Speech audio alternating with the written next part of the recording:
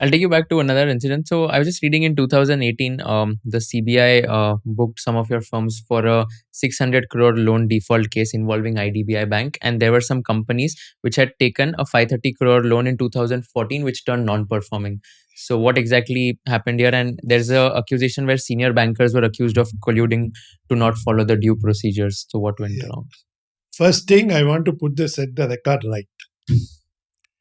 Sivasankaran is not a director, he is not a shareholder, he is not a guarantor of that loan. Second thing, I want to put it in record.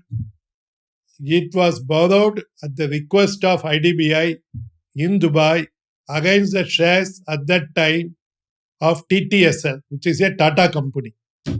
So no one can accuse that they have pledged somebody's share. What is the mistake I have done to be included in the charge sheet is, I always get into the problem with the Tamilians, especially when they become chairman.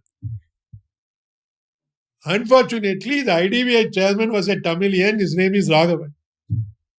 He is so honest person, he will not accept a tea also from anybody. The government of India is fully aware of that. That is why the chief vigilance officer has not given permission to prosecute IDBI officials. Still, the CBI went and prosecuted, and they filed a IPC 420 case in a court in Egmore against the IDBI people. The case is in Supreme Court. I strongly believe the Supreme Court will give a justice, and then I don't want to discuss a case while the case is in Supreme Court, but I will give you the relevant facts. Whatever money was borrowed, it was borrowed with the intention of paying back to IDBI to strengthen their balance sheet as per the request of the IDBI chairman. So why I came into that case? It's very interesting. He made a phone call and he could have spoken in English. He spoke in Tamil to me. Siva, I want you to come and see me in the office. This is regarding that. Since you are an ethical person, please come. That is the only mistake I done. If I have not visited that IDBI, then I came. But in all fairness to CBI, in the charge sheet that they mentioned, they clearly mentioned at the request of the chairman only Sivasankaran meant. Other than that, I have nothing to do with the case. But I was humiliated, tortured, suffered, mental pain. Okay, last 10 years. Okay. And I was not having money to pay to lawyers.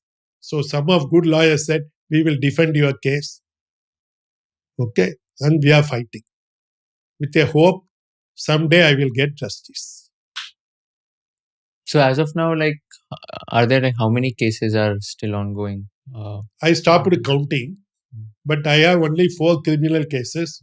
One case by CBI, one case by SIFO, where I made profit with an apartment that I have not bought. Okay. And the accusation was that I invited the ILFS guys, the acting at the time chairman, okay, for my son's marriage. If that is the offense, nowadays all industrialists conduct their marriages so well, and they take pride in showing TV that all officials come, chief ministers come, prime ministers come. That is also will be an offense to go and visit the temple. Then there is an offense that I had a dinner at their invitation and they paid for the dinner.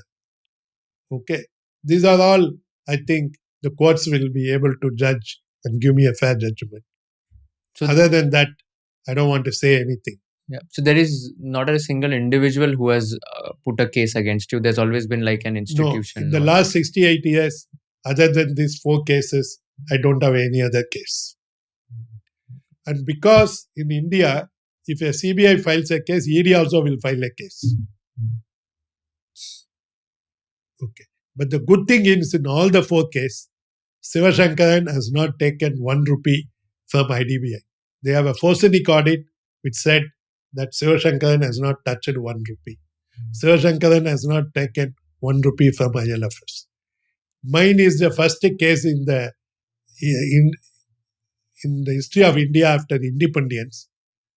They themselves say I have not taken 1 rupee, but only they know better why they included me in all the cases.